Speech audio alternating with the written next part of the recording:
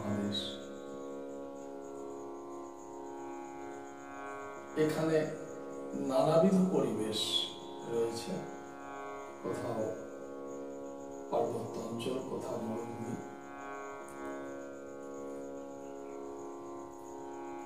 কোথাও সমুদ্রের উপকূল রয়েছে, আবার কোথাও সমতল কৃষিভূমি। নানা অঞ্চলের ভাষা আলাদা।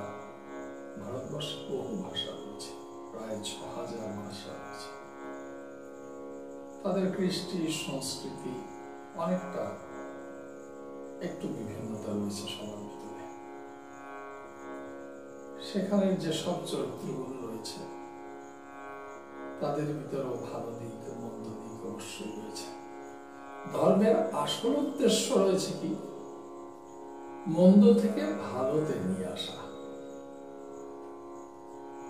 লোভ, স্বার্থ, অহংকার মুছে দিয়ে প্রেম, পবিত্রতা, সদাচার, সদ্বৃত্তি, সত্য কথা ইত্যাদির দিকে নিয়ে আসা, পরিবর্তন করা। তাছাড়া যুগের পরিবর্তনের সাথে মানুষের কৃষ্টি সংস্কৃতির পরিবর্তন ঘটে, খাদ্যাভ্যাসের পরিবর্তন ঘটে, চলার পরিবর্তন ঘটে, খুব স্বাভাবিক। কাজে সনাতন ধর্ম জানে এক জায়গা একভাবে একখানি বইয়ের উপরে, পুস্তকের উপরে, একখানি গ্রন্থের উপরে যদি ধর্ম নির্দিষ্ট হয়ে যায় তাহলে চলার গতি রুদ্ধ হয়ে যেতে পারে, অথবা শাস্ত্র গ্রন্থকে অবমাননা করা হয়ে যায়। যে কারণের জন্য যুগোপযোগী যে সমস্ত মহাপুরুষেরা এসেছেন, মহৎ যজ্ঞ, মহৎ কর্ম ঘটেছে, তার ভিতরে কি করে মন্দটাকে দূরীভূত করে ভালোটাকে করা যাবে সেই প্রচেষ্টা, সেই উপদেশ এবং সেই ভালোটাকে স্থাপন করাটাই ধর্মগ্রন্থের উদ্দেশ্য। এই কারণের জন্য বহু ধর্মগ্রন্থ রয়েছে, পুরাণ রয়েছে আমাদের সনাতন ধর্মে, এবং প্রত্যেকটি পুরাণ থেকে আমরা নানাবিধ উপদেশ পাই। সত্যের দিকে চলবার নির্দেশনা পাই এবং সেভাবে চললে আমাদের অমঙ্গল থেকে মঙ্গলের দিকে যাওয়া হবে। আমরা অন্ধকার থেকে আলোকের দিকে যেতে পারব।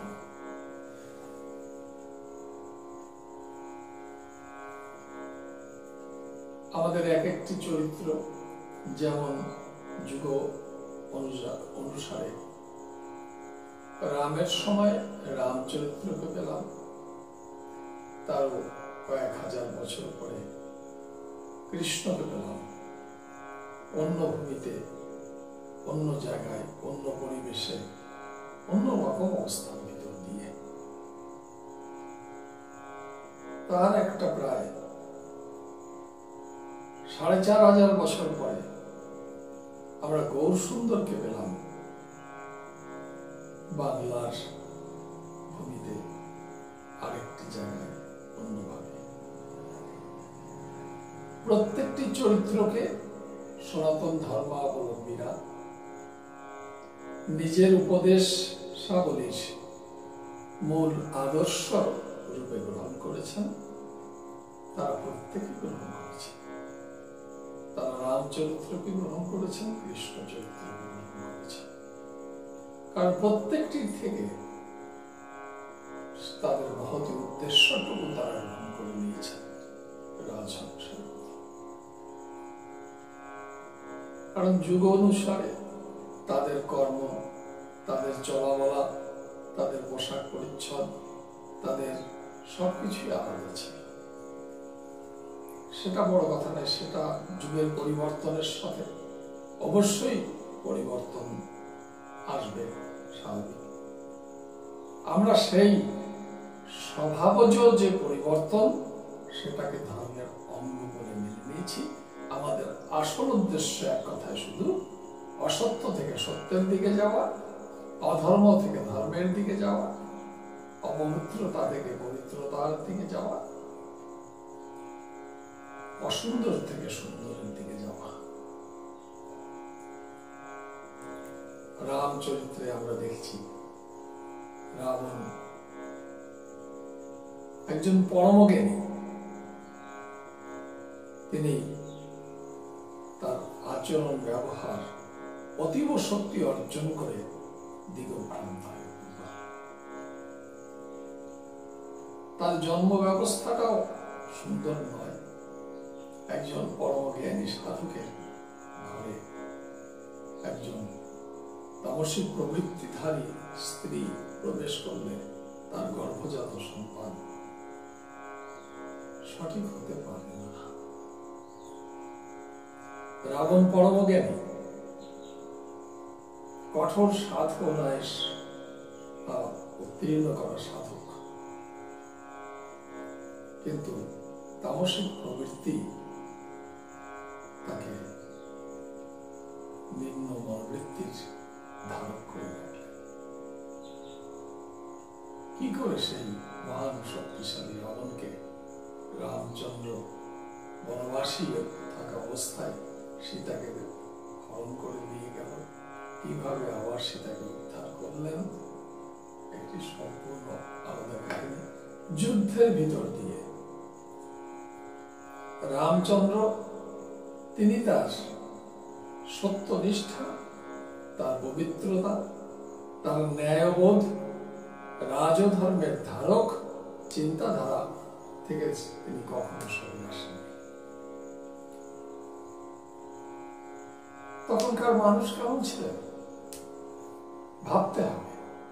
আজকের যুদ্ধ দিনের চাইতে রাতে বেশি হয়। হঠাৎ ওই সারাদিনের পরিশ্রান্ত মানুষগুলি যখন নিদ্রায় করে ঢলে পড়েছেন, তাদের সেই অবস্থাতে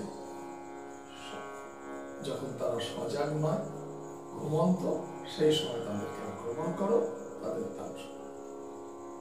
মহাভারতের শেষ পর্যায়ে ঠিক একই অবস্থার সূত্রপাত কলিতে কেমন হবে সেটা আমাদেরকে দেখিয়েছেন মহাভারতে।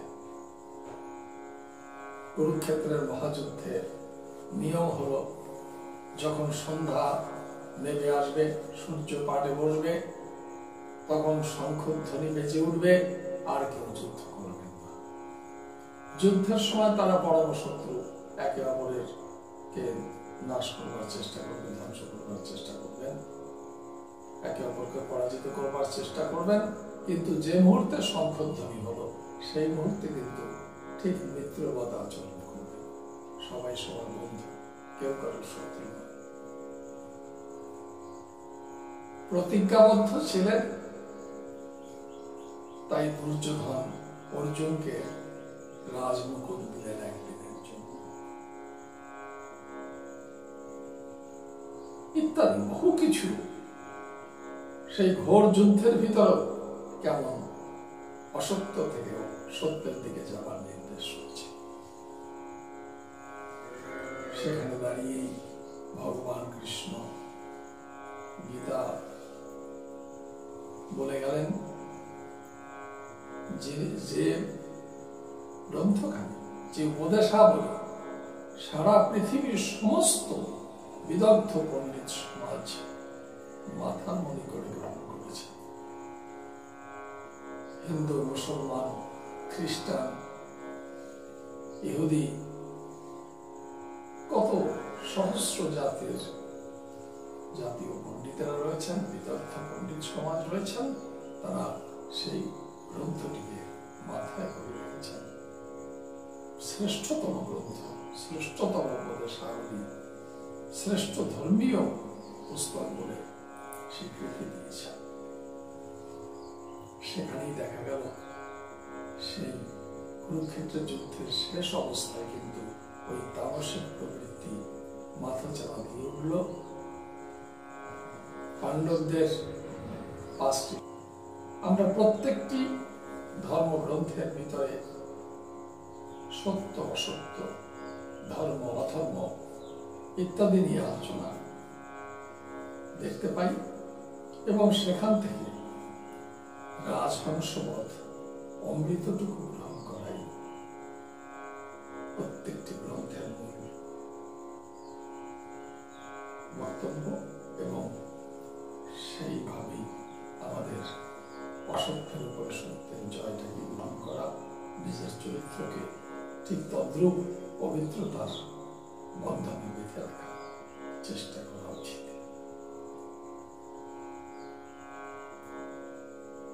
আর কি হয়েছে? এই সনাতন ধর্মেই মাত্র এই যে বহু দেবতার সৃষ্টি হয়েছে, ঈশ্বরের এই বিভিন্ন সময় তার যে বিভিন্ন রূপ পরিগ্রহ করেছেন, জগতের বিভিন্ন অকল্যাণকর বস্তুকে নষ্ট করবার জন্য কল্যাণময় পরমেশ্বর শ্রীহরি তিনি কিভাবে কখনো স্ত্রী রূপে, কখনো পুরুষ রূপে, কত রূপে তিনি এসছেন। কখনো বালক বেশে লীলা করেছেন, কখনো স্ত্রী বেশে অসত্যের উপরে বিজয় লাভ করেছে। এ সমস্ত অবস্থাগুলোকে দেখিয়েছেন ভক্ত সাধক। আজ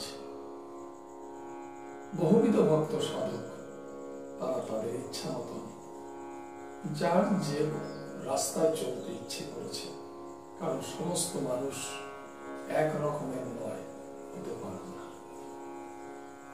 তাই একমাত্র সনাতন ধর্মে সাধক সাধনা করেছেন, মূল শক্তিকে আহরণ করবার চেষ্টা করেছেন, মূল যে সত্য সেটাকে আবিষ্কার করে ধরবার চেষ্টা করেছেন। তাই কখনো তারা সূর্যের পূজা উপাসক, কখনো তারা মাতৃকা শক্তির উপাসনা করেছেন, কেউ বা শিবের উপাসনা করেছেন, কেউ শ্রীহরি নারায়ণের উপাসনা করেছেন। কিন্তু এমন একটি মানুষকেও পাবেন না যে অন্য উপাসককে তারা বিশদ দৃষ্টিতে দেখেছে বা নিজের থেকে বিচ্ছিন্ন করেছেন না। এজন্য বিভিন্ন রকমের সাধনার বিকাশ ঘটেছে এই সনাতন ধর্মে। কেউ মাতৃ সাধক, কেউ বা ইষ্ট সাধক, কেউ নানাভাবে সাধনা করেছেন। কিন্তু সবাই জানেন মূল লক্ষ্য ঈশ্বরকে লাভ করা। যদি কেউ বলেন ঈশ্বর কি স্ত্রী, ঈশ্বর কি পুরুষ, প্রকৃতপক্ষে এই কথার নিতান্ত শিশুসুলভ প্রশ্ন ছাড়া আর কিছুই নয়। কারণ ঈশ্বর যেখানে যেমন অবস্থায় যাওয়া দরকার ছিল, সেই পরিবেশকে সামলে নেবার জন্য, সেই অসত্যকে মুছে দিয়ে সত্যকে প্রতিষ্ঠা করার জন্য তিনি যে বেশে প্রয়োজন হয়েছে সেই বেশে সেখানে উপস্থিত হয়েছে এবং সেখানকার ভক্ত সমাজ সেই বেশটাকে, সেই রূপটাকেই পুজো করেছেন। কাজে সর্ববিধীয় স্তরের সাধনার রাস্তা সনাতন ধর্মের রয়েছে। আমরা আজ এ পর্যন্ত বলি, আগামী আবার এপিসোডে আপনাদের সঙ্গে আরো বিশদভাবে এর উপরে আলোচনা করব।